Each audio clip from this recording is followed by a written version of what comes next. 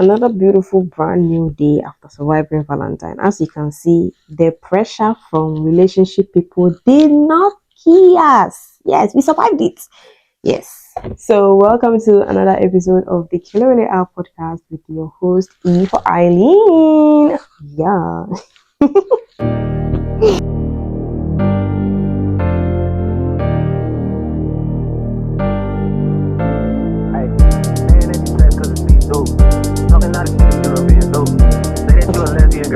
After surviving Valentine, one battle we are still trying to win is customer service. Look, look, customer service is not for the weak. I'm sorry, it's not for people that have anger issues.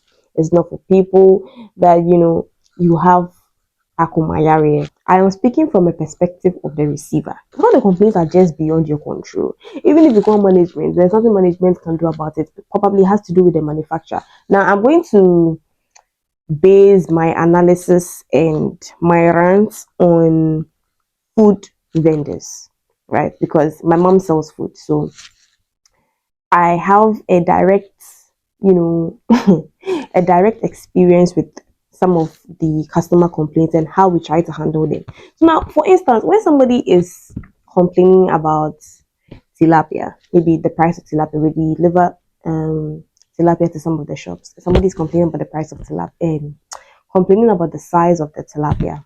It's about to go down. The professional response that I can give to the attendant to pass on to the customers is, oh, when we open the box, what we get is what we get, right? So if the portions of tilapia is big, if the sizes are big, they will get big sizes. If the sizes are small, they'll get small sizes. And mind you, if maybe the tilapia, a box of tilapia goes for maybe £10, if a box of tilapia goes for £10, whether the sizes are big or small, it's £10, and there's nothing you can do about it. You can't say you bought a £10 and it's small, so you sell it less. It actually goes against us. So this is how professionally I would explain to the attendant or to the customer directly.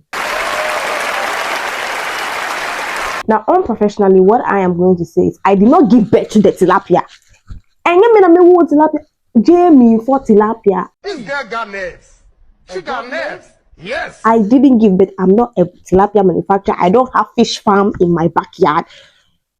I don't produce tilapia. If you are complaining about the size, how is it going to? Am I the one who give birth to the tilapia? Am I? That is the unprofessional response in my head. Like, if you feel like a tilapia is too small, grab a fishing net and go where the red tilapia and go and fish for your tilapia. It's that simple. Like, look, sometimes some things are just beyond our control. There's nothing that, so the best thing we can do is sorry. Because even where we buy the tilapia from, they receive the tilapia from another source. So it's a whole cycle. Right? It's a whole cycle. They receive the tilapia from another source. So it's not like I'm having it in my backyard and I've read it and then I'm bringing it. That's a whole different story. And even if I have read it in my backyard, no. Listen, if I have read the tilapia in my backyard, I feed the tilapia, I clean the water. All this thing is work that is going into keeping the tilapia, keeping the tilapia alive and healthy for you to eat and also be healthy. Don't I deserve, to charge at the price that I'm charging, even if it is small? You see, these are some of the things that goes into it. You see, I get it.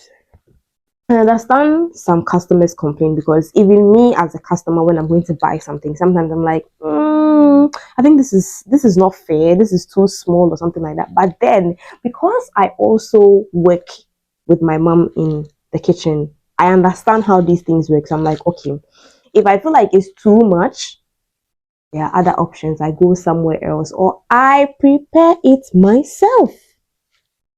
There's so many cooking videos on YouTube that you can use. Like if you feel like you bought something from a vendor, you can prepare it yourself, right? Then So yeah, so sometimes some of these things they are just beyond our control. Personally, what I don't like about some customers is how they complain about it. That's facts. And I'm very, very happy that my mom is the one who deals with these customers. Patience. Someone will call and complain as if the vendor themselves deliberately wants to sell bad food to you. Oh, and I know me tell you, Granny, no. Oh, no, like, what makes you think somebody who is trying to run a business and be successful at a business will deliberately prepare bad food for you? You know, especially when they buy from another shop, right? Probably they preserve the food in the fridge. So if we are preserving the food in somebody else's fridge, and maybe the temperature of the fridge is not cold enough to keep the food, and then maybe you heat it and then it's spoiled. The best, now no matter when I heated it up, it was bad. Like, I get it. Probably you'll be hungry. The reason I feel like some customers are unnecessarily rude is because of familiarity and entitlement. Yes, probably you're familiar with the person who sells the item or the vendor, or you feel entitled because of your money. What about me, the manufacturer who went through the process of, you know, ensuring that the food is healthy from the preparation to getting burned by oil to all those things. That's the risk I am taking for you as the customer. And then yours is to pay me and give me some respect. Because if you could have prepared it, you would have prepared it. Nah, wouldn't you? You would have. So, unprofessionally speaking, get out of here. But professionally speaking, I'm sorry you had to go through that. We'll do something about it next time. Okay. Yes, if we're gonna run a discount, we'll run a discount for you next time. This is me professionally speaking, but unprofessionally speaking, please just get out of here, please, please, get out. They're also human beings, but that is why sometimes I actually like AI. You know, those um automated reply. So you don't speak to somebody. All you have to do is text your complaints to the website. Yes, you just be typing. So you see if you can shout on the keyboard, shout on the keyboard. No, shout on the keyboard. I feel like yes, that's one thing. That's one AI system that I like. We don't do calls. Anything you type to the system, the AI system will give you a feedback. Because some of you don't know how to control your mouth, you don't know how to control your tongue. Because you feel like you bought something, you just want to be talking to people anyhow. People who are rude unnecessarily is AI response that people deserve. Yeah, yeah. So be shouting on the AI on the phone.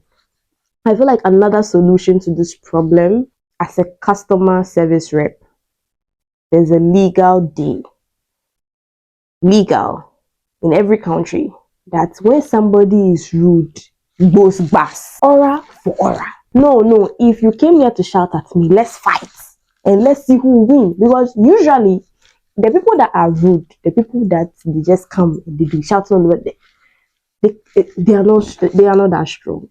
They just know that as a customer service rep, there ain't nothing you're gonna do about it. You can't do anything to them. That's when they come and be exercising their shouting power. That's the best they can do. Empty barrels make the most noise. So I feel like we have to petition. Please, we have to petition and go on demonstration one day, just one holiday for customer service reps. That if customer is slap them.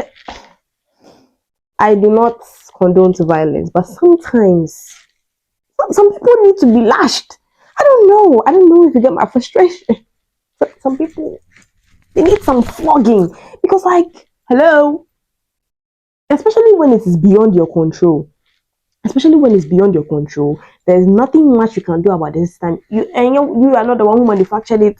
You are just there to take your money. You know that's the painful part. Those are the till. You are just there to scan and take your money. And you are complaining about the product to me. Now, what do you want me to do? What can I do? Oh, we really need to demonstrate and petition and make sure that there's some general law in every country that look, when the customer is stressing you out, you have the right to just say, hey madam, please get out of here. Leave if you don't like it, go, go, go, go, go, go.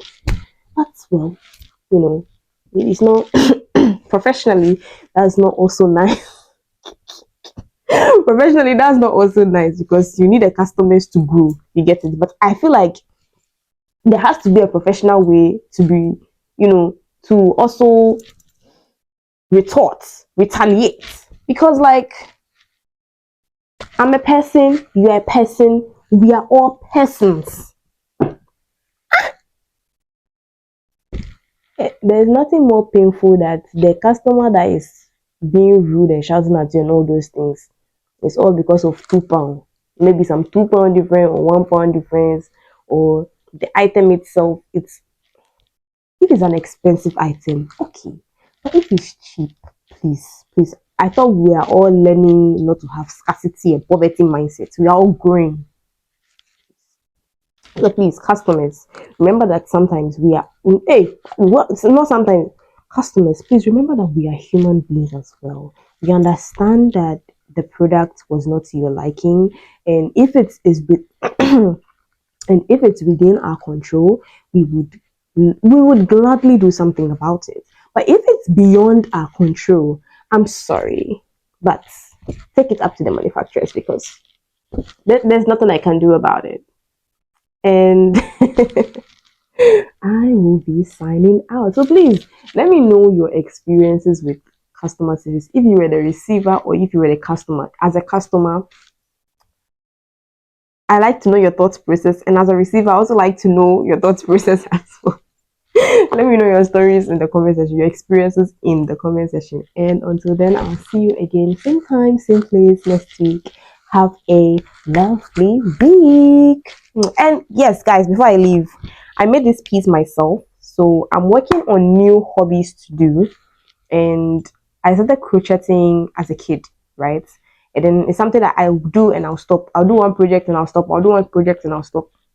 The last time I ever crocheted something was like somewhere early 2022 or 2023. One of them, I don't remember. It was a bralette. I might put some of the pieces up. And then I was like, okay, let me make this piece. I was watching 2 hour YouTube video, and I thought, oh, this video is long, 2 hours. Guess how many days I used to make it? I'm still not even done. The bottom is not done yet, but I said, you know what, since the top looks good, let me come and show my people, my lovely community, that look, a baby girl is talented. Yeah. So yes, congratulations to me for doing something new, something fresh this week. A nice crochet top. Hey, so a nice crochet dress. When I'm done, if you follow me on TikTok, it's gonna be there. I usually post more on TikTok and YouTube more than I do Instagram. I'm trying to learn how to post more on Instagram because at the end of the day, you get it. And yeah, but I'm active on Instagram though. I just barely post. I'm always posting on my stories, but I'm active. I reply to some DMs and all that. But TikTok and YouTube is more of posting. Yeah, so I'm encouraging you to do something new this week. Something new. Try a new hobby. And I feel like God, this video is getting long. This outro is getting longer than I thought. I feel like the reason why I'm learning to do new things is devil find hands. Devil find work for lazy hands. So I was thinking about it. That sometimes when I feel like doing silly things, it's because I'm not doing anything. So I'm like, okay, let me start making myself busy. And mind you, I've forgotten how much I love crocheting. I will sit in my chair and crochet for hours and I don't even know where the time went. And it's so nice. All I have to do is just put some music on or put some sermon on or something like that and I'm done. So I'm rushing out. See you later.